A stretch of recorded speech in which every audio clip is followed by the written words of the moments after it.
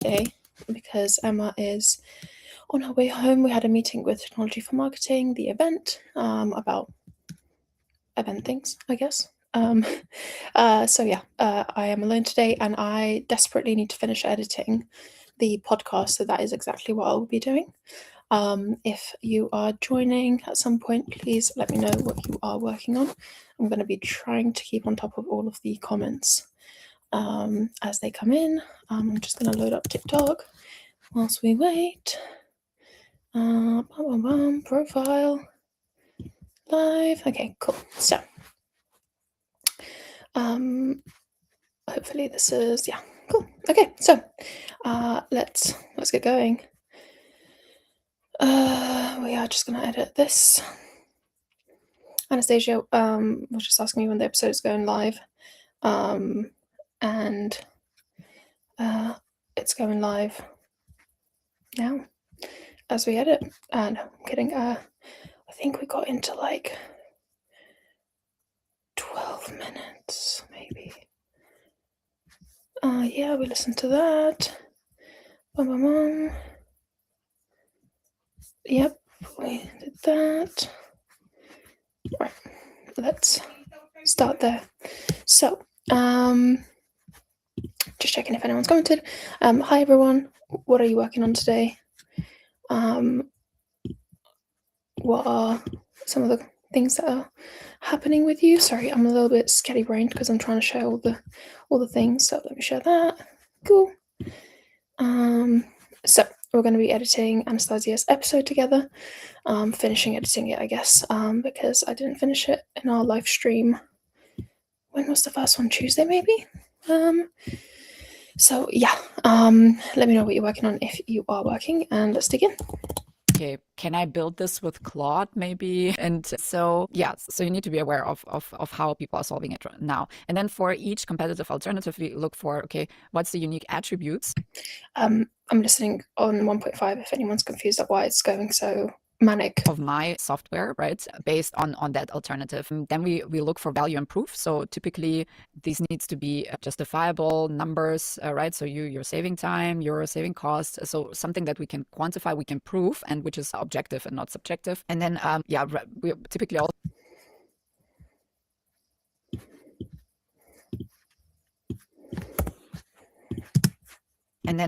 also look for relevant trends. So to create urgency. So why now? Why should you decide for the solution now? And then we come up with this value proposition that is typically two pillars. The first pillar is typically you define your category for people that might now solve the issue through pen and paper or do nothing or Excel or any other kind of a scrappy way. And then the second pillar is actually where you differentiate yourself against your direct competitors and where you put in the value and proof and you show how you're different from similar solutions. And and coming back to that question, I think if you're in certain industries, this could just gonna take that out. If you're in certain industries, this could rather be a negative lag because people are like, okay, GDPR, oh my God, the data is going to the LLMs or whatever. So you need to really, again, be careful. And also, I mean, I think by now it's a standard. Now it's a standard feature in each product to have AI capabilities, right? So I don't think it's a huge differentiator by now, to be honest.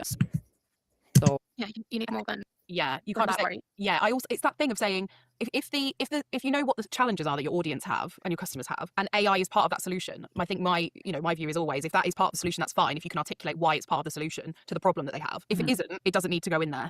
Exactly. And I mean, we always say, like, don't cite your features, right? So of course, like you need to make sure that they get the value. So what's the outcome that you're selling, right? You're selling an outcome. I don't care if it's AI or not AI. I want a certain thing certain job to be done. So always lead with the problem. I think that's why it's interesting, isn't it? Because when it comes to like other types of marketing, like even just B2C, it's so obvious that that's the way that people buy. And I think in B2B in particular, we kind of forget that. It's like there's still...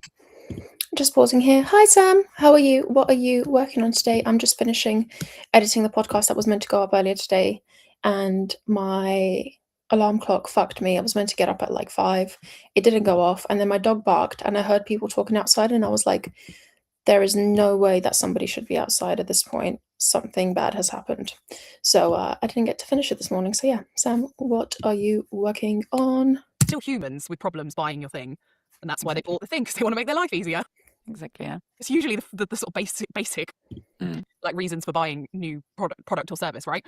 Mm. So when it comes to kind of product market fit, again, this is another problem we always talk about on this podcast, Anastasia, that you can't outmarket a bad product. It's quite hard to do that. So when you are entering a new segment, like what are some of the ways that you could potentially figure out if it's the product or if it's the marketing?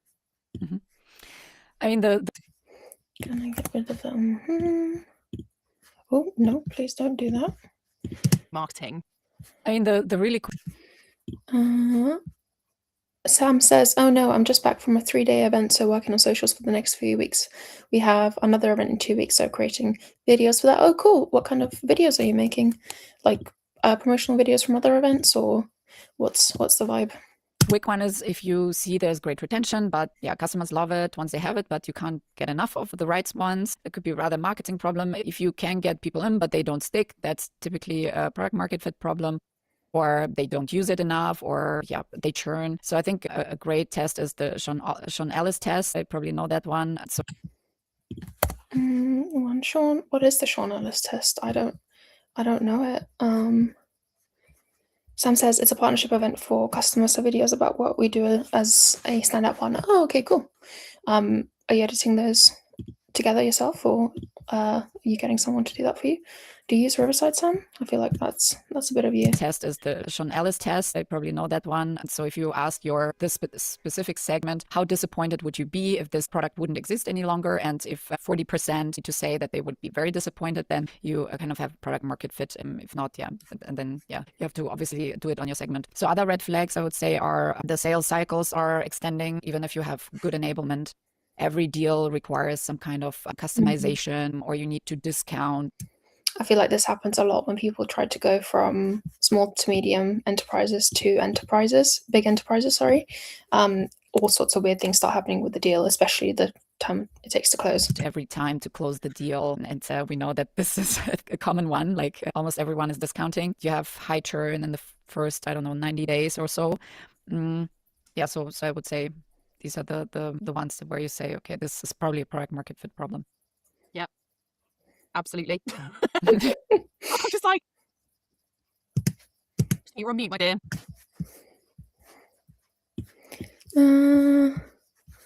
Let's get rid of that. Get rid of this. Make it nice and smooth. Gonna delete this. Get rid of this and see how smooth it is. I would say these are the ones where you say, okay, this is probably a product market fit problem. Absolutely. I haven't thought about the question too much, so it's nice to have some like pointers, because you tend to like feel it a little bit. You know what I mean? Where you're like, what am I saying? I haven't thought about that question too much. Yes. Okay. There's something up here. Like, I don't know if it's the marketing, but it's good to have like some specific numbers to fall back on. Because in an ideal, It's so hard. yeah, in an ideal world, if you've got that kind of like, if product and marketing are close, which I would love. Sam, what are you saying? It's me, zero budget here. Emma suggested Riverside, so about to look at it. But I think it's a cost. There is a free version of Riverside, Sam. I just don't know how much you can do with it. In terms of like the cost of it, it's like I think $15 or something a month. On the basic level, which I don't know if it's just worth expensing that on your own card, because your life is going to be easier. I know that's a hard place to get to when it comes to work. Not great. Wendy, Sharon, Unc Jerry, hello, thank you for joining. We are doing a working together session for marketing. This is what we do every day at 2 p.m. Sam says, I'll have a look, thank you. Otherwise, iMovie or Riverside a game changer.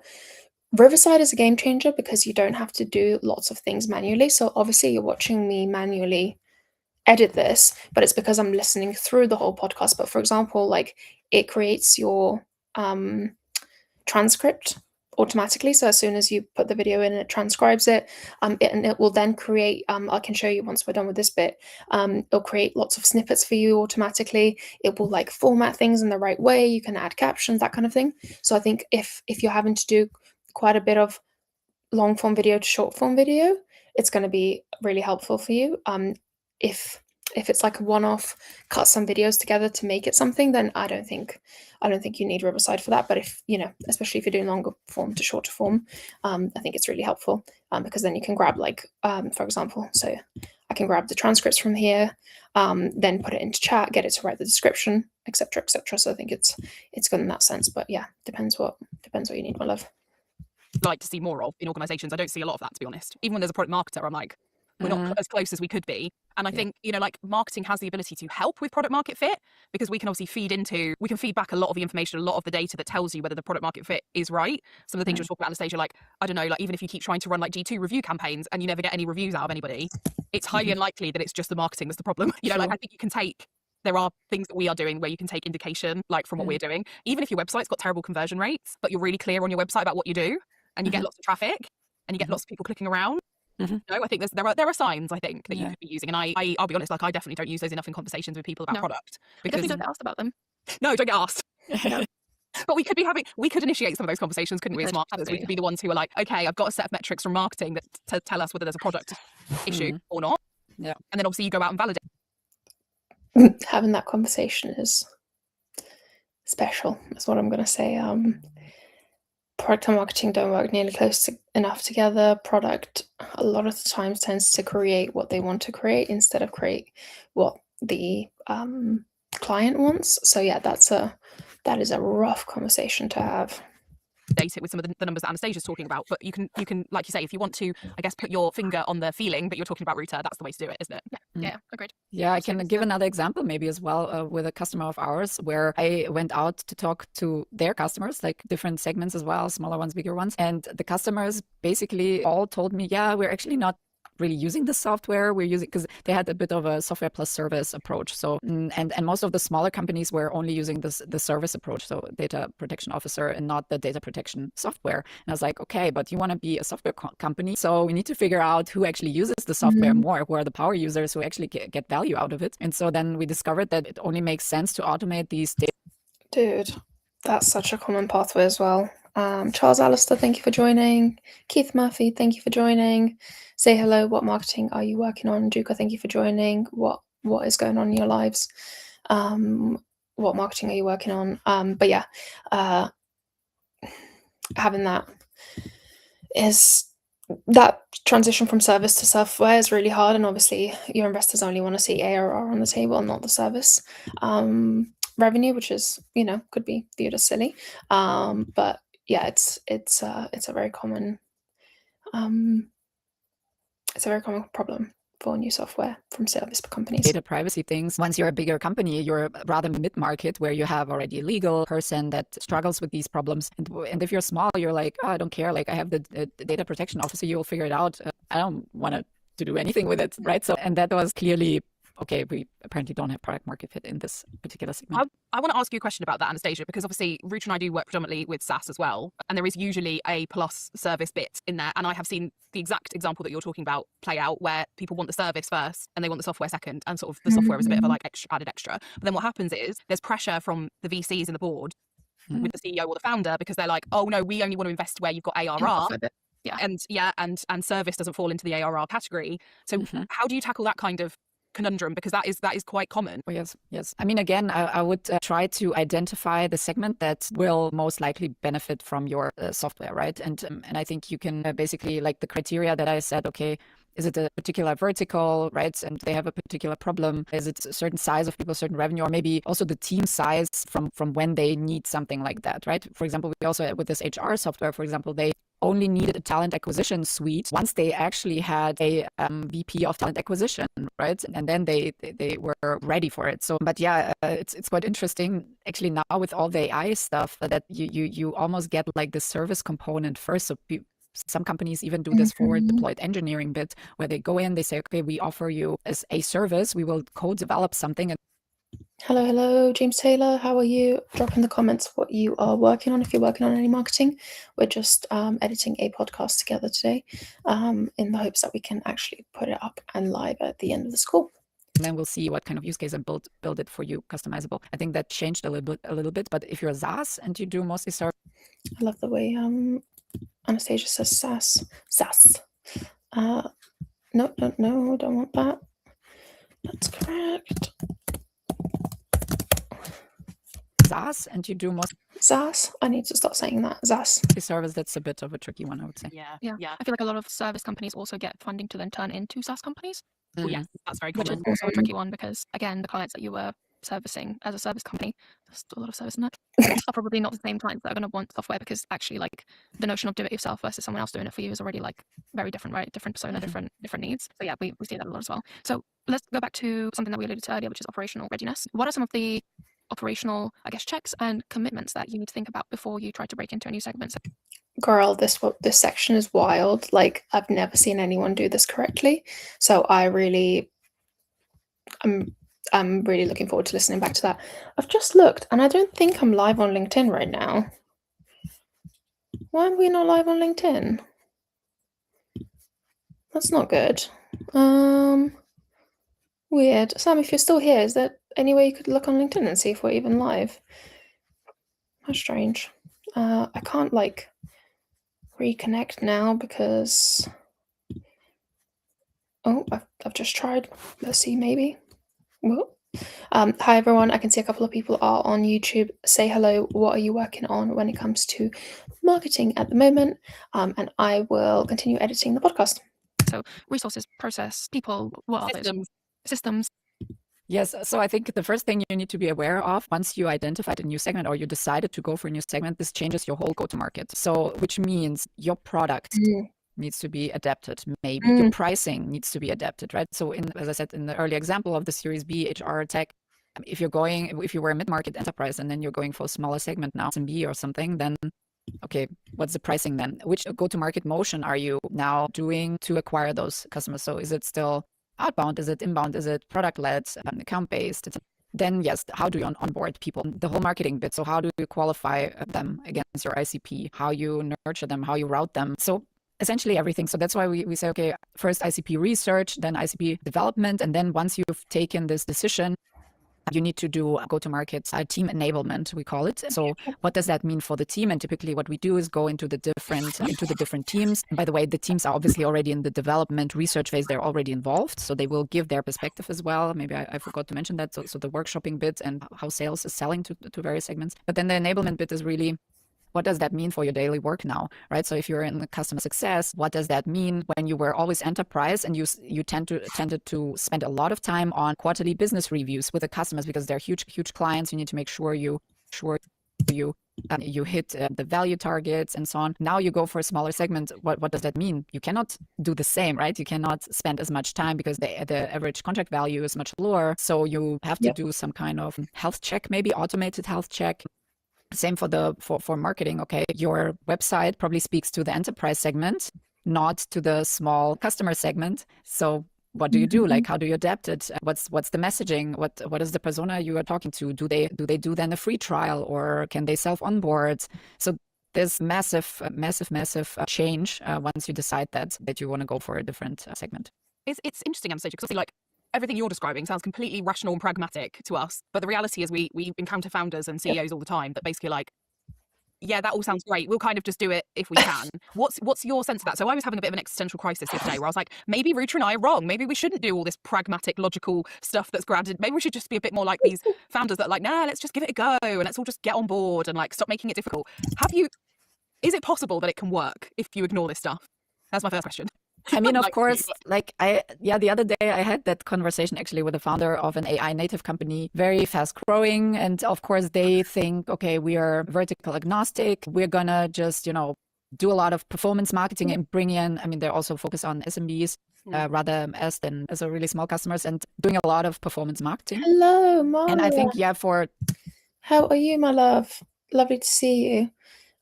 Is this mega early for you, by the way?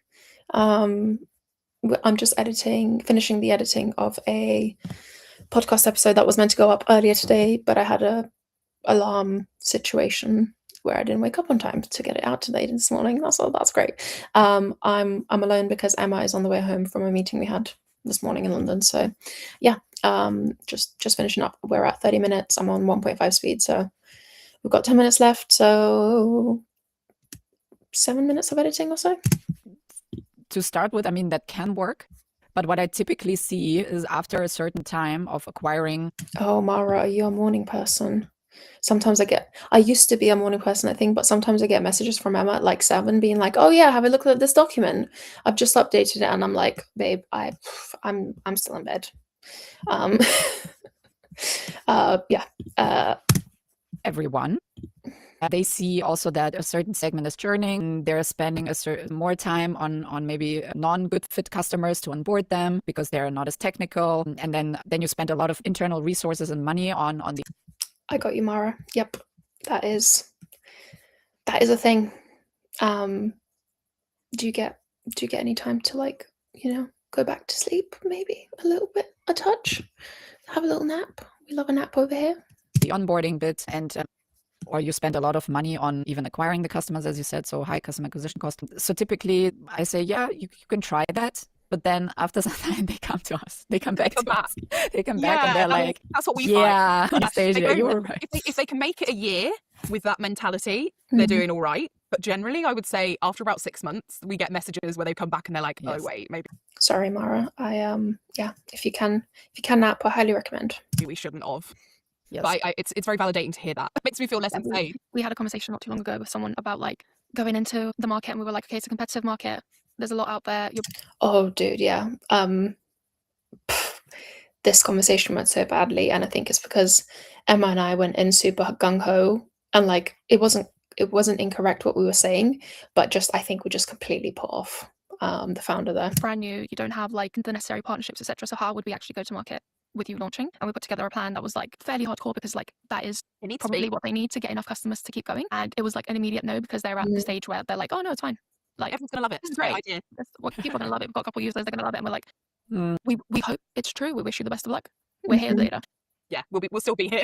I thought folks in the UK are better. I think that's folks. I think it's also a typical thing of a first-time founder thinking that whatever you do will be magical and people will love it. And sometimes it works out that way. And I know first-time founders that are still at their businesses and they're exiting, but I also know a lot of ideas that have gone to the bin after a lot of money has been spent on them. Folks in the UK are better in actually thinking the go-to-market bit early in the process. It's a real. I would probably say out of every 10 people I speak to, there was a lot of me mumbling there. Let's mute me. Process. It's a real. I don't need me in this. Let's try Emma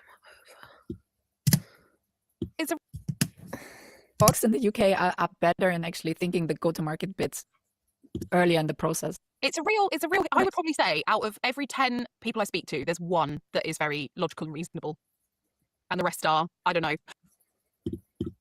Yeah, I agree, Mara. It's both ends, right? Like, I don't think we should do any marketing, or let's just throw stuff at the wall and see what happens. And then you end up with lots of wastage, right?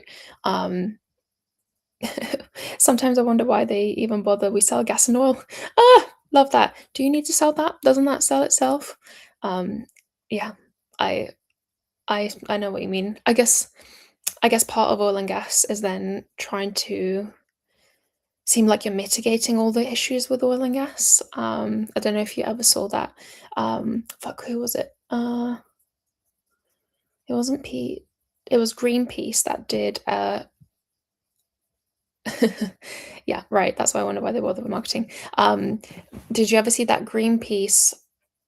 I want to say it was just a short film, but it was basically them flooding a Lego set with oil, and then there was like loads of little animals and like polar bears and like Game of Thrones little Easter eggs in there, and it was basically Greenpeace campaigning for Lego to stop working with these like mega horrible oil companies, obviously, because Legos are plastic.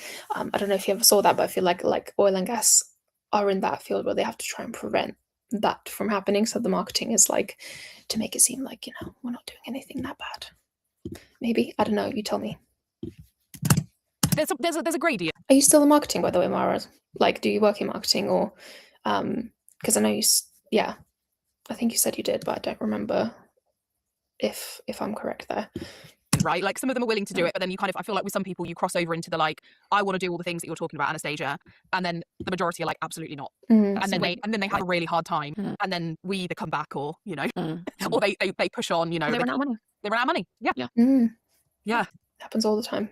Well, I feel very validated. Obviously, one of the big things in all this, and you've mentioned it already, is the total addressable market. And we've given examples of people who are like, I'm my tech. And one of the big ones is HR tech. We work with HR tech, we're vertical. Oh, Mara, you have all the power.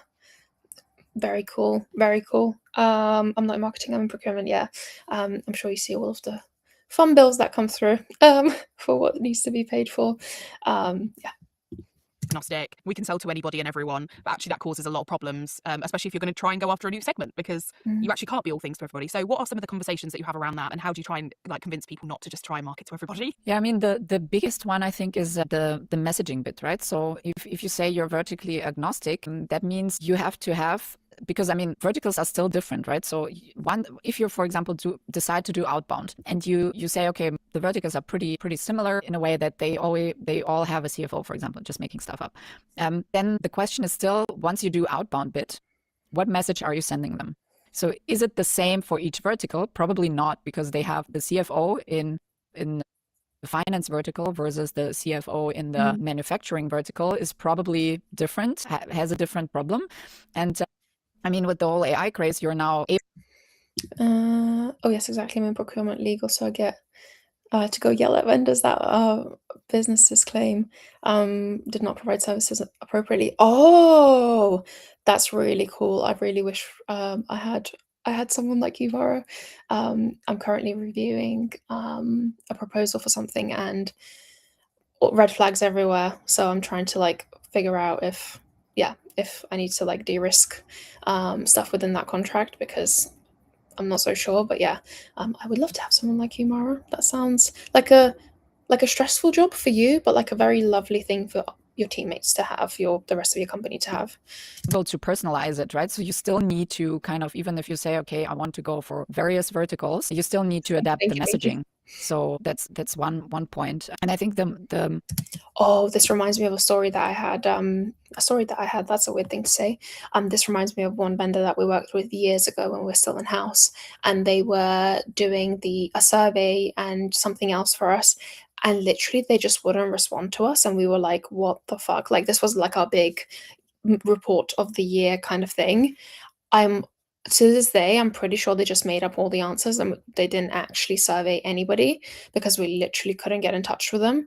But I think we had paid them already at that point. So yeah, it really sucked. And like, I'm very rarely ever meet people where I'm like, I will never fucking work with you again, because like this was awful. So yeah, you would have been very, very handy then.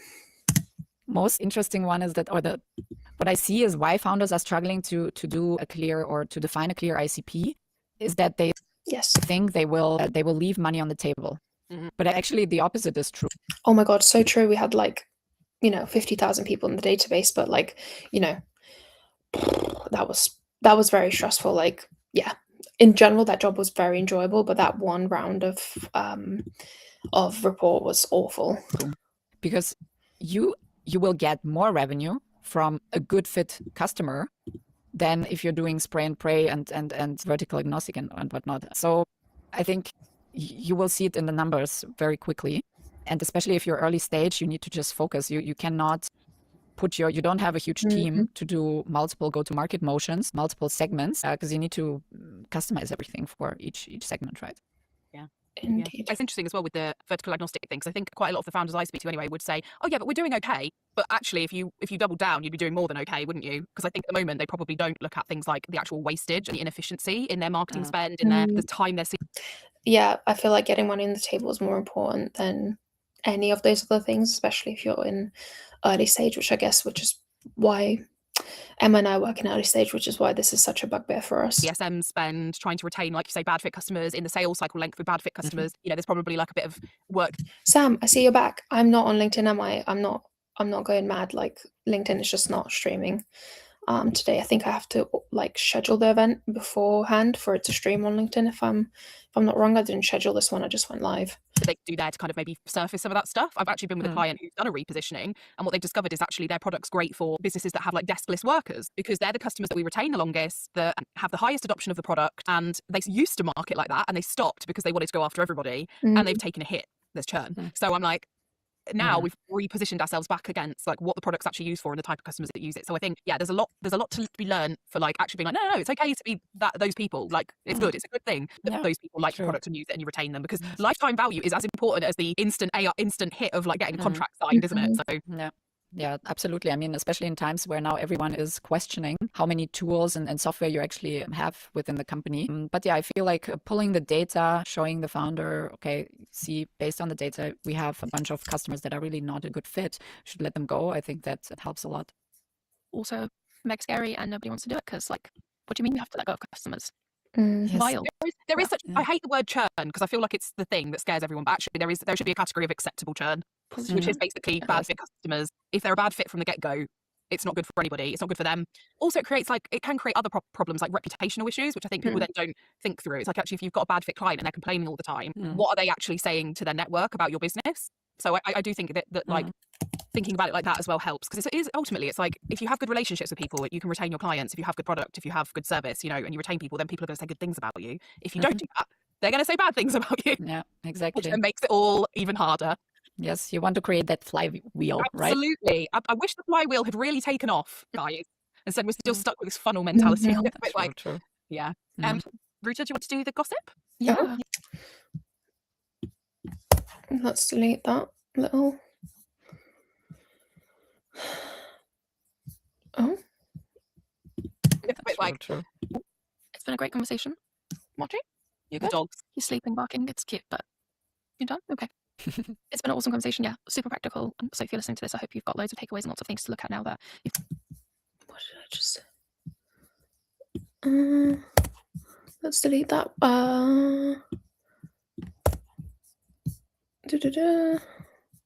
we can delete this bit too. I think my puppy was barking in his It's been an awesome conversation. Yeah, super practical. So if you're listening to this, I hope you've got loads of takeaways and lots of things to look at now that you've got some practical tips to go off. But just to wrap up the episode, we'd love to hear if you've got any marketing gossip for us. So something that you love or you hate, or something that you just can't stop thinking about in the marketing world. Yeah, so what I... Mara, I don't think I'm live. This is my surname. I'm just messaging in the chat here. Thank you, Sam, for happy birthday. No, we don't have each other's number. That's really upsetting. We should. I'm gonna get Emma to like group chat us together. I feel like we need one of those. I hate is actually that everyone is doing the AI enabled outbound. I feel like everyone is, we don't need marketing. We can just do, a bunch of emails on certain target account lists, and then we'll get our customers. And to be honest, I get like flooded with emails every week, and I think, and bad ones. Yeah. Very, very bad ones that are not even personalized. And so I'm not even sure this channel or this motion will prevail. What I love is it's obviously the best time to be in tech. Ooh. With everything you can automate, like you can automate the boring stuff. You can be more creative now. I like her take on this. I think we can oftentimes be very doomsday about tech.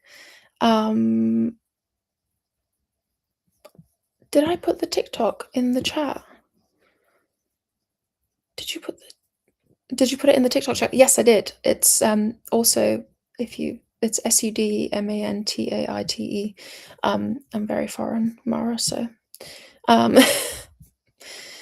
almost right, Sam. Sudman, not Sudmum. But yeah, I've got a very foreign long surname. Playing around currently with AI agent services, so building agents for nurturing, for lead routing, and so on. So I think that's a lot of fun if you are courageous to test it, and if you know how to set this up. I think it's a lot of fun. Sam, I love that you misspelt. That's oh, cool. Yeah, please add me, Mara. Yeah. I love that you misspelt Sam as well. That's so meta. It's incredible. That's a bit of me, by the way. I love a misspell. Yeah, the fun into our profession. It's almost a bit like you get to play with all this really cool tech, but please use it in the right way. Yes, I mean, right. Let's skip to the end. We've got 1 minute. Thank you so much. We'll see you in the next episode. Cool. Let's trim the ending here. Right. We are gonna try and get. I'm hoping to get this up whilst we're on the call, guys. Actually, I might have struggled uploading everything at once, but I'm hoping that we can at least do all of our like other bits. I want to say sun dry, but that's not appropriate. So I'm gonna download subtitles and download transcript, and then we're gonna hit export, normalize audio, remove background. I don't want to normalize audio automatically because I think we're okay. So I'm gonna hit export, and the export usually takes a hot minute. Sam, by the way, so you've got co-creator, which is great. But the things that I wanted to show you was, so this is our recording, and then we've got this made for you section. I'm just gonna collapse this if I can. There, yeah. So it basically makes like clips for you, makes like segments and hooks and all of that stuff, and then also is doing some posts. So like if you have to, what's the word? If you have to process content, this is super helpful as a software, and again, it's not mega expensive. But let's. Oh, Sam, I'm so tired. Oh wow, a lot less time. A lot less time. A lot, as in like it's quicker to do. Is that right? Yeah. I'm going to. So we are exporting here. It's going to take a hot minute to do that. So I will go on ChatGPT and let's share this tab instead. I've got a little project set up that is Blame It on Marketing. Blame It on Marketing podcast descriptions. And then what I do is basically I just add the transcript file, and then it does it for me because it knows what we want to sound like. TXT, yeah, that's the one.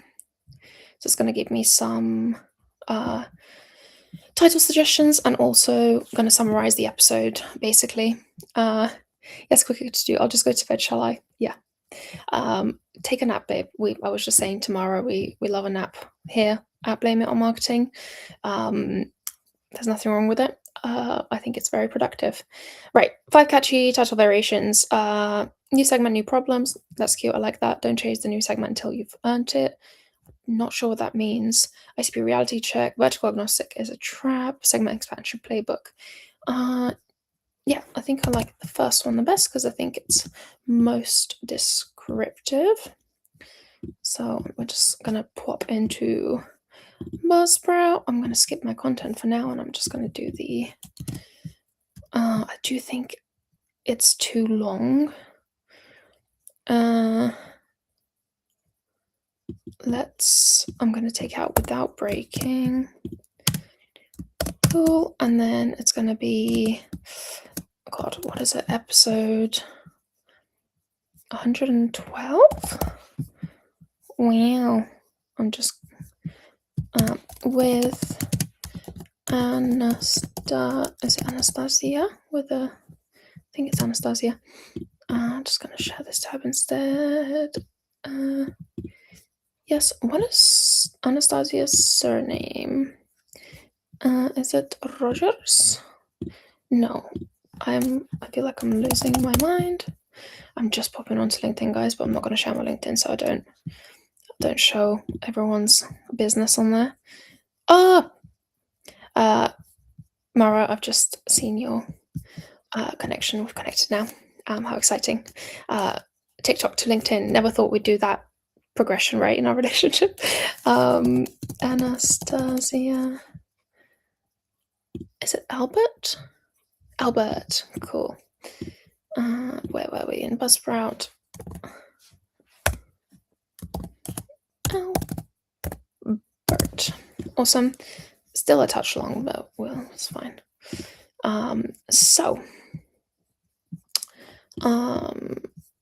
YouTube description. Yeah, we like it. I tend to skip the marketing gossip bit. Just gonna share this tab. What was at the bottom of that description?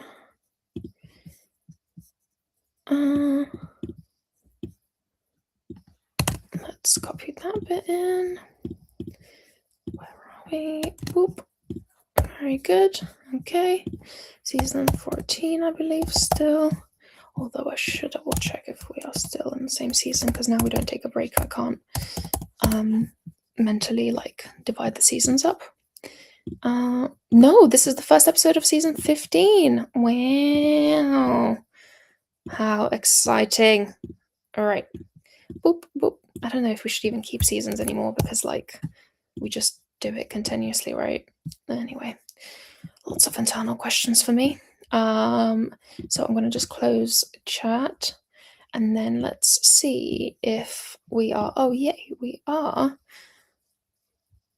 downloading that now. And then we're just going to go back to Buzzsprout and wait until we are ready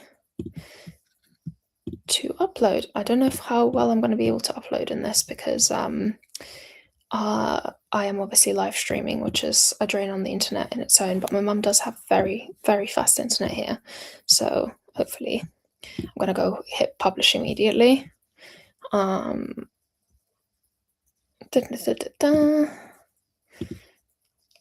Just still waiting for the download, almost done.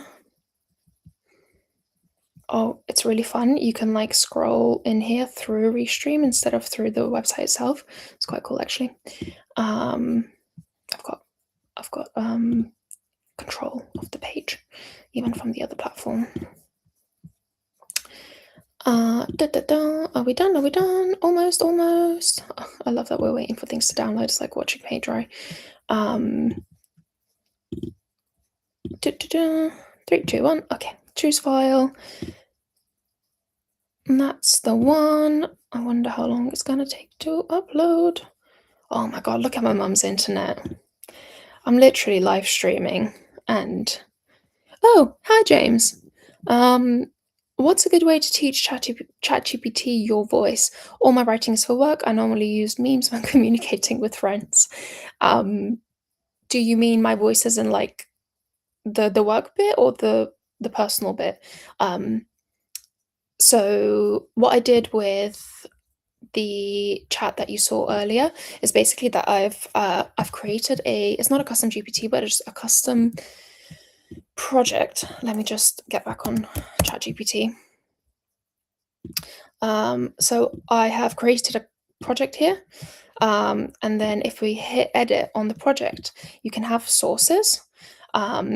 I think sources of projects, and you can add basically things in here that are relevant to what you're doing. So what I did, because I use this a lot for all the Blame It marketing stuff really, is I added loads of our episode transcripts in here.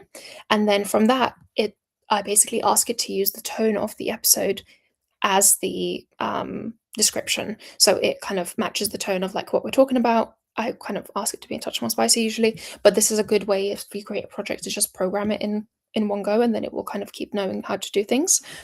The other way that I think is really good to do voice is by voice noting. So if I want to write in my voice, but like let's say I'm still talking about marketing, I will literally voice like note chat and then get it. Basically, I will tell chat that I'm writing a blog about this and this and this, but I want you to kind of use my voice to make it work. And I will voice note, and then it will basically tidy up and transcribe it into like a blog readable fashion. So that's the other way I really like to create content, because it literally sounds like me. Like I could never write myself to sound so much like myself, if that makes sense, unless I did it that way. And then if it's like proper work stuff, then giving it lots of previous content, maybe telling it about your industry and your ICP and kind of what words they use and what stances you have, also in that kind of project fashion, I think is a really good way to do it. I hope that helps. I don't know, I'm not a Claude native kind of girl, I'm a ChatGPT kind of girl, so I don't know what the equivalent of that is in Claude, but I'm sure there is a way to do it. So guys, we are live with our new episode. we're going to add our transcript because I believe it helps things. It might not, but in my head it does. We're going to just open that. Cool. And then the other place we need to put this is on YouTube. So Blemetal Marketing, create, upload videos. I'm not going to do the thumbnail now because that's actually very hard to do. I don't like designing whilst we talk, but the rest I could do. I just for this I'm going to go and grab the Buzzsprout descriptions. I literally just copy and paste them. Bam, bam, where are you? Oh, share this tab anyway. Sorry, guys, I didn't share the right tab. And then we're going to do the Buzzsprout description. I'm losing my tabs here. Cool, not for kids, add subtitles, upload file with timing, SRT, done. For those of you that are trying to work on SEO and AEO, rumor is that YouTube videos with subtitles are being used a lot by LLMs to learn about things. So if you are looking for your company to get better at AEO, YouTube videos with transcripts is the way to go. I'm going to go straight to public because we are ready for that to be public. Processing. God, my mum's internet is just stunning. That is crazy. That is already uploaded. James, I know there's quite a delay, but I'm waiting for a nod from you, whether my advice was helpful at all to what you were saying. So I'm going to go in about 5 minutes because I'm going for a haircut. Exciting. Most of this is coming off. You guys will get to see it tomorrow. Actually, speaking of tomorrow, we have our weekly marketing triage tomorrow. So we are not going to be posting going live on our normal channels. We'll be going live on a private less going live, more it's actually just a group chat, and me and Emma are going to be talking about MQLs. So if you do want to join that, join our Patreon, and there will be a link in there on how to join that call. But I want to do Emma at least one short before I go off this call because she needs it to promote the podcast, obviously. So let me just pop into that account and make a very quick edit of one short. James, that was very thank you. I appreciate it. Yeah, again, depends on kind of what you're trying to do. If you want more specifics, I'm super happy to discuss it. But let's make Emma one short before we come off of this live. I heard Emma had a great time on the live yesterday.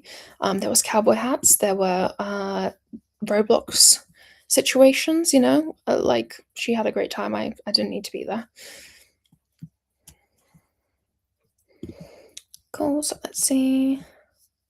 So Emma and Anastasia, we like it. Let's take me out of the tracks. We're gonna do captions a bit lower. Let's see what. But let's talk about ideal customer profile. Let's see what Anastasia's video is at. If you haven't got... Yeah, I thought it's quite low, so I want to just zoom her in and... Oh, God. Maybe I can... No, because there's... any customers in that I'm going to put the subtitles space, lower. otherwise you... Very good. And then I'm going to also add more... I'm going to recover more text because I think it's needed, and then I'm going to name it E. Oh, E. And where's the ampersand? A. I always put the initials of whoever's video it is. So we're going to go normalize audio levels. I do want that for this one. And then export video. So Emma has one video to work with, and then I will make her more videos tonight. Awesome. Thank you so much, everyone, for joining. I'm gonna basically round up now. Mara, thank you for joining. Sam, thank you for joining. James, thank you for joining as always. As I said, we will be on our Patreon tomorrow, so there won't be a public live. I don't know if we should call it, if that's the word I'm looking for. But yeah, as always, thank you for hanging out. Thank you for joining. And I hope you got a little bit of marketing work done during this call. And we will see you tomorrow.